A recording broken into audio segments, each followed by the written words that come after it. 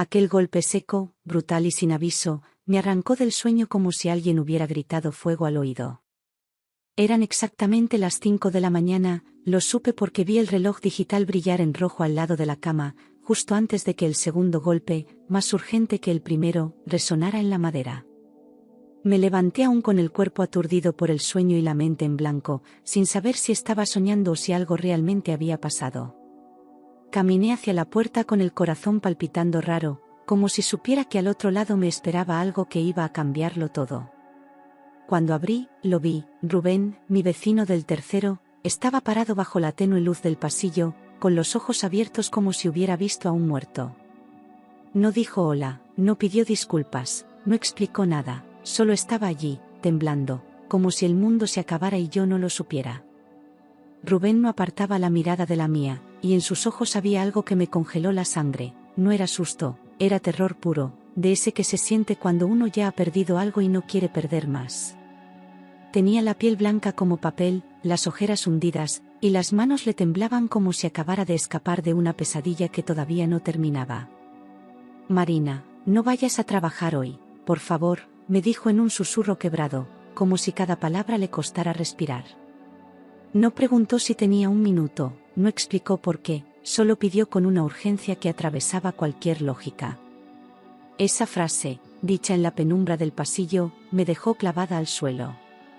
Mi primera reacción fue pensar que estaba borracho, que quizá había salido de fiesta y algo no le sentó bien, pero no olía a alcohol ni parecía desorientado. Pensé también en alguna enfermedad, en un ataque de ansiedad, en una pérdida reciente, pero nada encajaba. ¿Qué ocurre, Rubén?, le pregunté, intentando sonar firme, aunque algo dentro de mí empezaba a inquietarse. Él solo bajó la mirada, negó con la cabeza y murmuró, casi sin voz, confía en mí. No hubo más explicación, ni insistencia, ni siquiera una despedida. Cerré la puerta con el estómago apretado y la sensación de haber cruzado sin saberlo el umbral de algo muy serio. Miré el reloj, 5:10. Era demasiado temprano para llamar a nadie, demasiado tarde para volver a dormirme.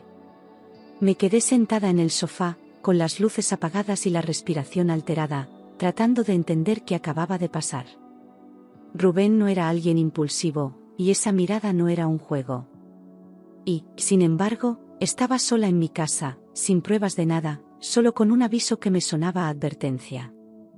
Trabajo en un edificio público en pleno centro de Madrid, un lugar donde cada día parece igual al anterior, con rutinas marcadas y rostros conocidos.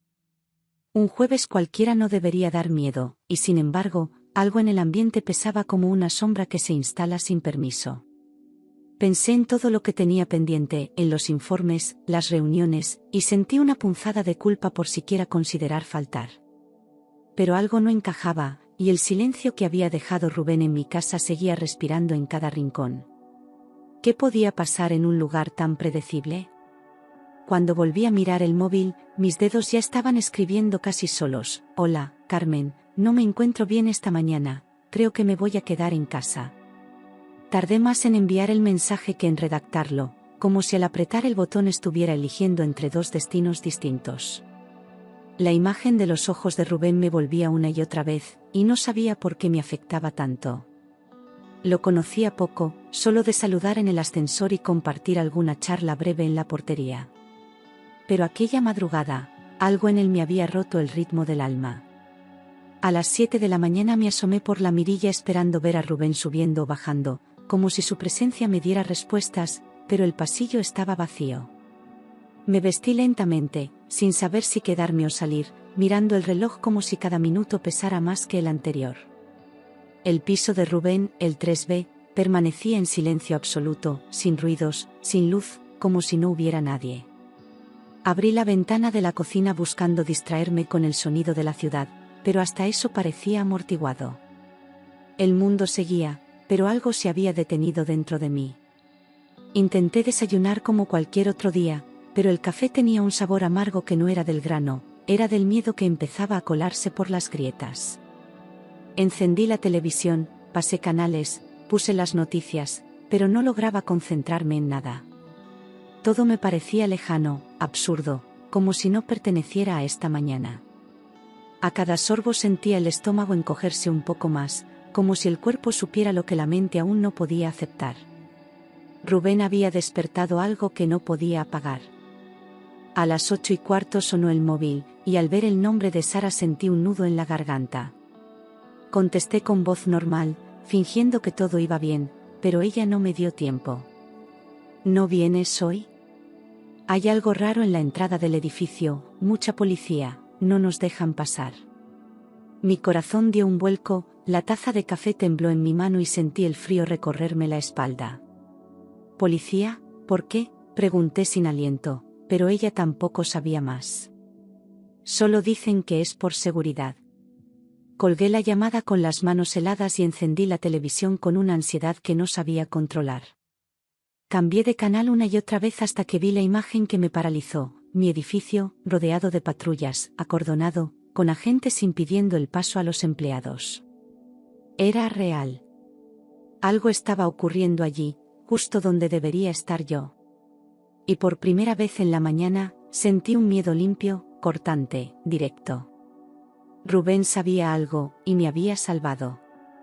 La presentadora hablaba con una seriedad que raras veces se ve en la televisión matinal, y detrás de ella, el letrero rojo lo confirmaba todo: la policía desaloja el edificio del Ministerio de Hacienda por una posible amenaza de bomba. Me llevé la mano a la boca sin poder reaccionar, sin poder pensar. Mi lugar de trabajo estaba ahora en todos los televisores del país, envuelto en caos, y yo debía estar allí en ese momento. Pero no lo estaba. Porque alguien tocó mi puerta a las 5 de la mañana. No podía moverme, ni hablar, ni pensar con claridad. Esa era mi oficina, mi horario, mi escritorio, mi vida entera dentro de ese edificio. Si no hubiera hecho caso a Rubén, ahora estaría ahí, entre sirenas, policías y una amenaza de muerte. Nunca imaginé que algo así podría tocarme tan de cerca, tan directamente, tan brutalmente. El mundo seguía girando, pero yo me sentía clavada al suelo. Marqué de nuevo a Sara con manos temblorosas, pero la señal se perdió justo cuando empezó a sonar. Intenté varias veces más, pero la línea ya no conectaba. El silencio del móvil me desesperaba, como si cada intento fallido confirmara que algo iba mal. Me levanté del sofá sin saber qué hacer, sintiéndome inútil, atrapada por el miedo y la impotencia. Solo quería oír su voz y saber que estaba bien. Desde mi balcón, las sirenas empezaron a llenar el aire como un lamento constante que no se apagaba. El sonido me calaba los huesos, me hacía imaginar lo peor, y por un momento sentí que la ciudad entera había dejado de respirar. Vi pasar más patrullas, ambulancias, vehículos de emergencias, todos en dirección al ministerio. El corazón me latía tan fuerte que creí que los vecinos podrían oírlo. Algo dentro de mí se rompía con cada minuto. El móvil vibró entre mis manos con un solo mensaje: gracias por confiar. No salgas todavía. Nada más. Ningún saludo, ninguna explicación, ni siquiera una pista. Pero sus palabras me anclaron al sofá como si fueran órdenes de alguien que sabía exactamente lo que hacía. El miedo no se fue, pero sentí algo parecido a la protección. ¿Cómo sabía Rubén lo que iba a pasar? ¿Por qué justo hoy? ¿Y cómo podía estar tan seguro como para advertirme sin pruebas? Las preguntas se apilaban en mi cabeza y ninguna encontraba respuesta. Lo conocía solo de vista, pero ahora se había convertido en el único punto que me unía a la realidad. Empecé a pensar que su historia era mucho más grande de lo que yo imaginaba. A las 11:32, el mundo tembló. Una explosión retumbó a lo lejos, y las ventanas de mi piso vibraron como si Madrid entera hubiera exhalado de golpe. Me agaché por instinto, con los brazos sobre la cabeza, sin saber si vendría otra. El sonido fue seco, fuerte, profundo, de esos que uno no olvida jamás. Tardé varios segundos en entender que seguía viva. Encendí la televisión con manos aún temblorosas y la imagen era clara: humo saliendo de una de las entradas traseras del edificio, policías corriendo, reporteros gritando. Explosión controlada en el edificio del ministerio. Evacuación completa, decía la pantalla. Nadie sabía todavía si había heridos o muertos. Mi cuerpo entero temblaba, pero lo único que pensaba era, Rubén tenía razón. No pude más. Grité, lloré, me dejé caer al suelo como una niña asustada que acaba de despertar de una pesadilla. Si hubiera ido, si no hubiera hecho caso, ahora estaría entre ambulancias o peor. Lloré como nunca antes, no por mí, sino por todos los que sí estaban allí. Y por el hombre que, sin pedirme nada, me había salvado la vida. Me levanté con el alma deshecha y salí de casa sin pensarlo. Bajé corriendo hasta el tercer piso, necesitaba verlo, abrazarlo, entender. Golpeé su puerta con fuerza, con urgencia, con una mezcla de miedo y gratitud que me desbordaba. Rubén, soy yo, Marina, por favor, abre. Pero nadie respondió. El piso estaba en silencio, como si nunca hubiera estado allí. Golpeé de nuevo, llamé por su nombre, apreté el timbre varias veces, pero nada. Ni un solo ruido al otro lado, ni pasos, ni voces, ni señal de vida. Bajé a portería con el corazón acelerado, pensando que quizá había salido por precaución o que estaba ayudando a la policía. Pero lo que me dijo el portero me dejó sin aliento, con un frío repentino en la nuca. Rubén, ese hombre se mudó hace una semana, señora. No supe cómo reaccionar ante esas palabras. ¿Cómo que se mudó?, pregunté al portero, casi con rabia, como si él tuviera la culpa de mi desconcierto. Sí, hace una semana, el piso está vacío. Dejó las llaves y todo en regla. Mi mente se resistía a aceptar lo que oía, porque Rubén había estado en mi puerta esa misma madrugada. No era un recuerdo, no era un sueño, era real. Subí de nuevo al tercer piso como un autómata, esperando que todo fuera un malentendido, que tal vez el portero se equivocara. Toqué la puerta otra vez, la empujé con fuerza, pero seguía cerrada, fría, ajena. Me apoyé en la pared, sin entender nada, repasando cada segundo de la madrugada una y otra vez. Había visto su rostro, había sentido su miedo, había recibido su mensaje. No podía haberlo imaginado. Intenté buscar una explicación lógica, quizá Rubén había vuelto por algo, había dormido allí solo una noche. Tal vez olvidó recoger papeles, una caja, cualquier excusa que justificara su presencia. Pero, ¿por qué no avisar al portero? ¿Por qué desaparecer justo después de salvarme? El aire se hacía más denso con cada hipótesis que no cerraba. Y el silencio de su piso me dolía más que cualquier certeza. Horas después, alguien llamó a mi puerta. Un agente de policía, serio pero amable, preguntó si conocía a un tal Rubén Díaz, antes residente del 3B. Le conté lo que había pasado, el aviso, el mensaje, el rostro desencajado de esa madrugada. Él escuchó en silencio, tomando notas con atención, como si supiera más de lo que podía decir. Y cuando terminó, me pidió que esperara un momento. Sacó una carpeta de su maletín y me mostró una fotografía impresa, en blanco y negro, con una imagen que me heló la sangre. ¿Es este su vecino?, preguntó, como si no supiera ya la respuesta. Asentí sin dudar, sin pensar, con un escalofrío recorriéndome la espalda. El agente no dijo nada durante unos segundos, y en su silencio, supe que lo que venía cambiaría todo. Rubén no era solo un vecino. Sí, ese mismo, repetí, como si al decirlo en voz alta pudiera ordenar el caos en mi cabeza. El agente guardó la foto con cuidado y me miró con una mezcla de respeto y cautela. Entonces usted fue la última persona en verlo antes de esta mañana. No supe si eso era bueno o malo, pero asentí igual.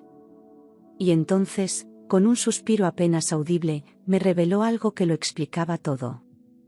Ese hombre trabajaba en seguridad privada del edificio. Nos ayudó a detectar el paquete sospechoso. Sentí como si el suelo se deshiciera bajo mis pies. Rubén había estado allí, había visto algo, había actuado antes que todos. Ya no era un vecino más, era parte de algo mucho mayor. Y lo que me salvó no fue la suerte, fue su decisión de intervenir. Según el agente, Rubén había contactado a antiguos compañeros del cuerpo en cuanto detectó anomalías en los accesos de limpieza del sótano. Les advirtió de un comportamiento extraño, de una rutina que no coincidía, de un carro de basura que cambiaba de lugar sin explicación. Su alerta movilizó al equipo de explosivos, que comenzó la investigación antes de que fuera demasiado tarde. Todo sin que nadie del edificio supiera nada. El explosivo estaba oculto dentro de ese carro de basura, camuflado entre bolsas y herramientas, justo en la zona de carga del sótano. Lo habían colocado con precisión, con intención de activar durante la hora pico. Pero Rubén detectó la anomalía en los turnos de limpieza, en las cámaras y en los registros de entrada. Su ojo entrenado y su decisión rápida evitaron que la tragedia se completara. Yo estaba viva gracias a eso. El agente bajó la voz al final y me miró con una seriedad distinta. Él pidió que le avisáramos cuando usted estuviera a salvo. Me quedé sin palabras, con la garganta cerrada y los ojos ardiendo. Rubén no solo me salvó, se aseguró de saber que lo había conseguido. Ese gesto, tan silencioso y preciso, me golpeó más que cualquier explosión. Y supe que ya no podría olvidarlo nunca. Después de que el agente se fue, me quedé sola frente a la puerta cerrada, con las piernas débiles y la respiración entrecortada. Rubén había arriesgado su vida no solo por muchos, sino por mí. No éramos amigos, ni confidentes, ni siquiera cercanos, y sin embargo, pensó en mí. El peso de esa revelación me aplastó el pecho, y las lágrimas volvieron sin que pudiera frenarlas. Le debía algo que no sabría cómo devolver. Al día siguiente, todos los medios hablaban de lo mismo: explosión evitada gracias a aviso temprano, no hubo víctimas, pero pudo ser una masacre. El ministerio emitió un comunicado detallando que el artefacto fue desactivado parcialmente antes de detonar. Confirmaban que el daño fue controlado y que las investigaciones seguían abiertas. Yo leía cada palabra con una mezcla de alivio y angustia. El nombre de Rubén no aparecía por ninguna parte. Pese a su ausencia en los titulares, alguien dentro del ministerio no quiso que su gesto pasara desapercibido. En la entrada principal apareció una pequeña placa: a quienes previenen lo invisible, gracias. Nadie explicó de dónde venía ni quién la mandó colocar. Pero yo supe al instante que era por él. Y por primera vez desde aquel día, sentí que no estaba sola en saberlo. Pasé varios días escribiendo y reescribiendo una nota que terminaba siempre igual: gracias por salvar mi vida. Finalmente, la doblé y la deslicé bajo la puerta del 3B con el corazón acelerado. No esperaba una respuesta, solo quería que él supiera que yo lo sabía, que no era un acto perdido en el silencio. Bajé las escaleras sin mirar atrás, deseando que, de alguna forma, la nota le llegara. Era lo menos que podía hacer. Pasaron días, luego semanas, y la puerta del piso seguía cerrada, quieta, con una ausencia que dolía como una herida abierta. Ninguna señal, ningún movimiento, ni un ruido detrás del umbral. La nota no volvió, tampoco desapareció, como si se hubiera quedado atrapada entre dos mundos. Empecé a evitar pasar por su planta, porque cada vez que lo hacía, algo en mí se apagaba. El silencio de Rubén era más ruidoso que cualquier sirena. Un mes más tarde, vi un cartel en su puerta: vivienda disponible. Consultar con la agencia. Me acerqué con el corazón encogido, leí cada palabra como si pudiera encontrar un mensaje oculto. El piso ya no le pertenecía, y con él se iba la última huella física de su presencia. Fue entonces cuando entendí que no volvería. El adiós había llegado sin palabras. Le pregunté al portero si sabía algo más, si Rubén dejó alguna indicación, un número, una pista. Él solo negó con la cabeza y dijo: se fue de nuevo, sin decir a dónde. Como la otra vez. Esa frase me hizo sentir que Rubén había estado desapareciendo toda su vida, como si siempre hubiera vivido a medio paso de los demás. Me dolió más de lo que esperaba. Porque ahora su ausencia era mía también. Volví al trabajo unas semanas después, con pasos lentos y alma en pausa. Todo seguía en su lugar, pero nada era igual. El edificio, las caras, los pasillos, todo me parecía distinto, como si el peligro hubiera dejado una grieta en las paredes. Mis compañeros hablaban del susto, del operativo, del milagro de que nadie resultara herido. Yo solo pensaba en la voz que me había dicho, no vayas hoy. Empecé a soñar con Rubén casi cada noche, su rostro entre sombras, su voz susurrándome, confía en mí, desde lugares que no podía ver. A veces lo encontraba entre la multitud, otras veces lo perdía en pasillos que se derrumbaban. Me despertaba sudando, con el corazón desbocado, como si siguiera corriendo por dentro. Lo que más me perturbaba no era el sueño en sí, sino la sensación de que él seguía cuidándome desde algún lugar. Como si aún no hubiera terminado su misión. Una mañana cualquiera, abrí el buzón y encontré un sobre sin remitente, blanco, sellado a mano. No tenía timbre, ni fecha, ni marca visible, solo mi nombre escrito con una letra que reconocí al instante. Me quedé paralizada frente al buzón, sintiendo que todo lo que había vivido volvía a concentrarse en ese pequeño rectángulo de papel. Lo llevé a casa sin abrirlo, como si dentro hubiera algo sagrado. Era de Rubén. No había duda. Abrí el sobre con las manos temblorosas, con una mezcla de miedo, esperanza y reverencia. Dentro, una nota breve, escrita con esa misma letra firme que vi en la madrugada: no busques entenderlo todo. A veces, ayudar implica desaparecer. Leí la frase una y otra vez, como si escondiera un significado más profundo, algo que se me escapaba. No firmaba, no explicaba, no pedía nada. Pero era él. Y sus palabras me abrazaban como una despedida silenciosa. Dentro del sobre había algo más, una pequeña medalla de seguridad privada, plateada, discreta, pero con un detalle que me desarmó por completo. Grabado en la parte trasera, estaba mi nombre. No el suyo. No el del edificio. El mío. Me senté en el suelo con la medalla en la mano, sintiendo que, de alguna forma, Rubén me entregaba una parte de su historia, de su vida, como símbolo de algo que solo él y yo entendíamos. Sostuve la medalla como si se fuera a desintegrar, como si fuera lo último que me quedaba de él. No sabía si llorar, gritar o sonreír.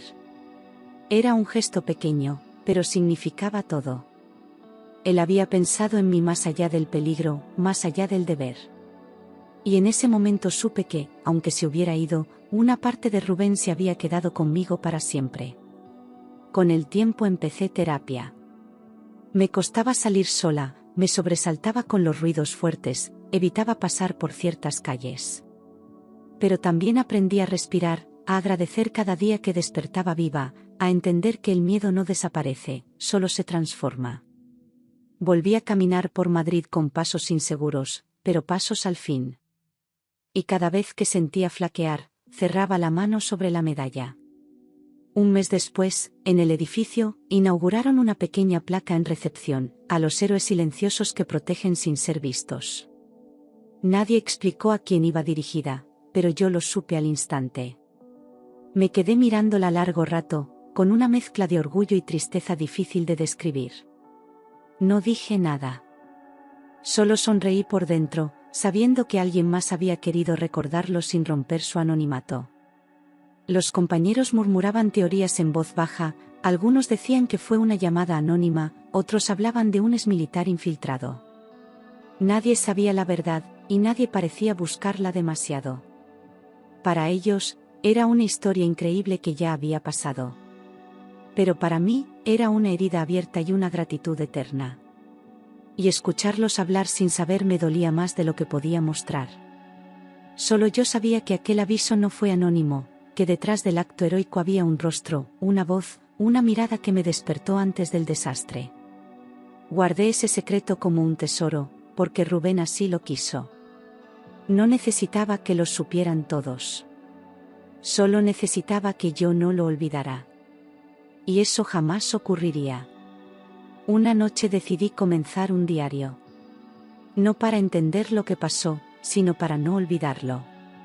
Escribí con detalle cada momento, desde el golpe en la puerta hasta la carta sin remitente. Las palabras fluían solas, como si ya vivieran dentro de mí, esperando salir. Era mi forma de darle sentido a todo lo vivido. De mantenerlo vivo. Aunque los días pasaban, todavía me sobresaltaba con las sirenas, con los pasos rápidos en las escaleras, con el timbre de madrugada. El cuerpo tiene memoria, y el mío no olvida. A veces cerraba los ojos y escuchaba su voz diciendo, no salgas. Otras, soñaba con el pasillo vacío, con la puerta del 3B cerrándose para siempre. El miedo ya no me paralizaba, pero seguía ahí, como una sombra discreta. Una tarde cualquiera, mientras leía junto a la ventana, sonó el timbre. No esperaba a nadie, y el corazón me dio un vuelco inmediato, como si el pasado regresara de golpe. Me acerqué despacio, sin hacer ruido, y miré por la mirilla. Un hombre de traje oscuro, rostro serio, estaba allí, sosteniendo un sobre. No dijo nada. Me lo entregó y se marchó sin pronunciar palabra. Abrí la puerta apenas unos segundos después de que el hombre se alejara, pero ya no estaba. Solo quedaba el sobre en mi mano, blanco, grueso, cerrado con cuidado, como los anteriores. No había sello, ni nombre, ni logotipo institucional. Pero algo en su forma, en la manera en que fue entregado, me hizo sentir que no era un documento cualquiera. Lo llevé al salón con una mezcla de ansiedad y respeto. Dentro había una carta impresa, con el membrete del ministerio y mi nombre completo encabezando el texto. Agradecían mi testimonio en la investigación interna, mi colaboración durante el proceso y mi silencio. Hablaban de responsabilidad, de prudencia y de valor.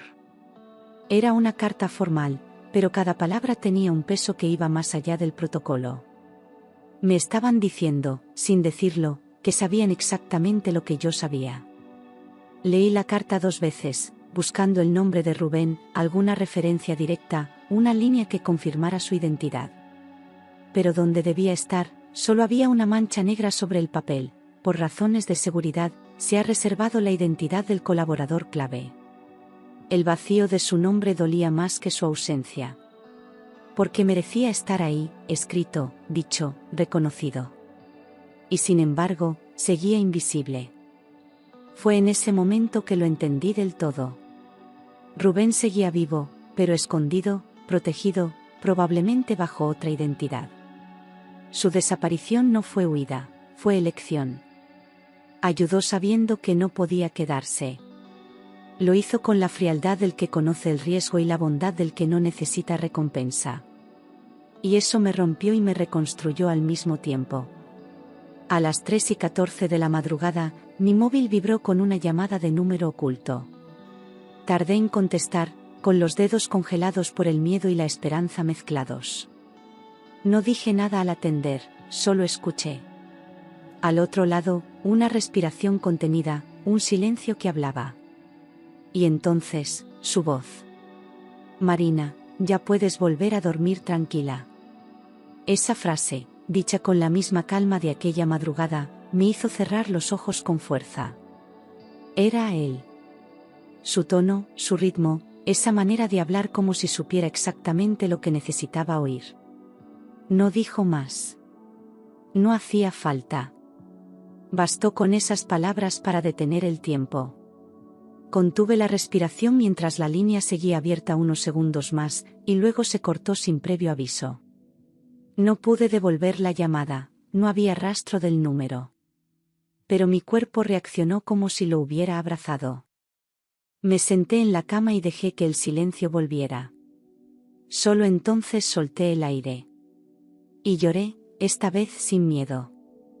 Al día siguiente, con el alma en paz por primera vez en meses, me desperté sin sobresaltos. Preparé café, abrí las ventanas y respiré el aire frío del otoño. Gracias por confiar en mí aquella noche, dijo Rubén antes de colgar. Y esa frase quedó en mi memoria como un tatuaje invisible. Lo había hecho. Había confiado. Y esa decisión me salvó. Miré por la ventana mientras Madrid despertaba con su ritmo habitual, coches, gente, farolas apagándose poco a poco. Y por primera vez desde aquel día, no sentí miedo. Ni dudas, ni peso en el pecho. Solo una calma serena, como si todo finalmente estuviera en su sitio. El mundo seguía, y yo también. A veces, la vida se salva con una sola decisión. No siempre entendemos por qué alguien nos dice, no vayas, o por qué una advertencia sin lógica puede cambiarlo todo. Pero aprendí que hay personas que están ahí solo para eso, para aparecer cuando más lo necesitas. Rubén no buscaba ser recordado. Pero yo nunca podré olvidarlo. Una mañana de noviembre, mientras hojeaba el periódico sin demasiada atención, un titular llamó mi mirada como un imán: desmantelada red de sabotaje interno en el Ministerio de Hacienda. Leí cada palabra con el corazón acelerado. Hablaban de una investigación silenciosa que venía de meses atrás, de complicidades internas, de filtraciones y vigilancia encubierta. No daban nombres, pero entre líneas, yo entendí perfectamente. Aquello había sido más grande de lo que jamás imaginé. Por primera vez desde aquella madrugada, todo encajaba. Rubén no solo me salvó, fue parte clave de algo mucho más complejo, más oscuro, más peligroso. Su silencio no fue abandono, fue protección. Y la explosión evitada no fue casualidad, fue fruto de su valentía y experiencia. Sentí alivio, sí, pero también una profunda admiración. En mi cajón más privado, entre papeles que nadie ve, sigue la nota que Rubén dejó. La leo de vez en cuando, no por nostalgia, sino por fuerza. Me recuerda que hay personas que actúan sin esperar reconocimiento, que aparecen solo para cumplir un propósito y luego desaparecen. Ya no me asusta. Me cuida. Me da sentido en los días más grises. Cada 5 de noviembre, a las 5 de la madrugada, despierto antes del reloj, en silencio. Enciendo una vela y la coloco en la ventana, como quien honra un pacto secreto. Susurro un «gracias, vecino» al aire, sabiendo que, en algún lugar, él sigue escuchando. No necesito verlo para saber que está bien. Y con esa luz encendida, comienza mi nuevo año. A veces me descubro pensando en cómo sería encontrarlo de nuevo. No como en una película, no con abrazos ni respuestas, sino en un cruce de miradas fugaz, en un lugar inesperado. Imagino que caminaríamos en direcciones opuestas, y al vernos, no haría falta decir nada. Solo un gesto, una leve inclinación de cabeza, bastaría para reconocernos. Y yo seguiría andando, con el alma en paz. El tiempo ha pasado, pero su voz sigue viva dentro de mí. No como una obsesión, sino como un faro discreto que me guía cuando dudo, cuando tengo miedo, cuando algo no encaja. Aprendí a vivir con esa ausencia presente, con esa historia que nadie más conoce completa. A veces me pregunto cuántas otras vidas habrá tocado en silencio. Cuántos otros «no vayas» salvó sin testigos. Madrid volvió a ser mi ciudad, aunque sus calles ya no son inocentes para mí. Veo patrullas y pienso en aquel día. Veo basureros y recuerdo el carro donde ocultaron la muerte. Pero también veo personas normales haciendo cosas extraordinarias sin que nadie lo sepa. Como Rubén. Como tantos que pasan desapercibidos, pero sostienen el mundo sin aplausos. Un día me encontré con Sara en una cafetería. Hablamos de todo, de nada, del susto de aquel día como se recuerda un mal sueño compartido. No le conté todo, solo lo justo. Alguien me avisó, dije. Ella me miró raro, pero no preguntó más. Y agradecí que no lo hiciera. Hay secretos que no se explican, se sienten. Y ese era uno de ellos. En mi diario, la última página quedó en blanco. No porque no supiera cómo terminarlo, sino porque sentí que no era yo quien debía poner el punto final. Ese silencio, ese espacio abierto, es el lugar donde Rubén sigue existiendo. Donde sus pasos aún resuenan en la escalera. Donde su advertencia sigue latiendo bajo mi piel. He vuelto a confiar. No en cualquiera, no ciegamente, pero he vuelto a abrir la puerta cuando llaman. Aprendí que el miedo no se combate encerrándose, sino caminando a pesar de él. Cada vez que la vida me pone frente a una decisión difícil, me pregunto, ¿qué haría Rubén? Y, sin querer, encuentro la respuesta dentro de mí. A veces sueño que vuelvo al 3B. El pasillo es el mismo, la luz tenue, el silencio intacto. Golpeo la puerta y se abre sola. Dentro no hay muebles, ni ruidos, solo una hoja en el suelo con una frase escrita: estás a salvo. Me despierto con el corazón tranquilo, como si hubiera recibido permiso para seguir adelante. Hay una foto mía en la oficina, al lado de la placa de los héroes silenciosos. No la pedí, pero alguien creyó que debía estar allí. A veces me da vergüenza, otras me hace sonreír. No por el reconocimiento, sino porque sé que, aunque todos miran esa imagen sin saber la historia, hay alguien que sí la conoce. Y eso basta. Cuando cierro los ojos, no veo bombas ni sirenas. Veo una puerta, un hombre con la mirada rota y una frase simple que lo cambió todo. No vayas. Tan pocas palabras. Tanto destino contenido en una advertencia sin explicación. Eso me enseñó que la vida no siempre avisa. Pero a veces, si escuchas con el corazón abierto, alguien lo hace por ella. Y así termina este capítulo, no con un final rotundo, sino con una promesa silenciosa. Cada 5 de noviembre, mientras el mundo duerme, enciendo mi vela y repito su nombre en voz baja. No para invocarlo, sino para agradecerle. Porque Rubén fue un instante. Y ese instante me cambió la vida.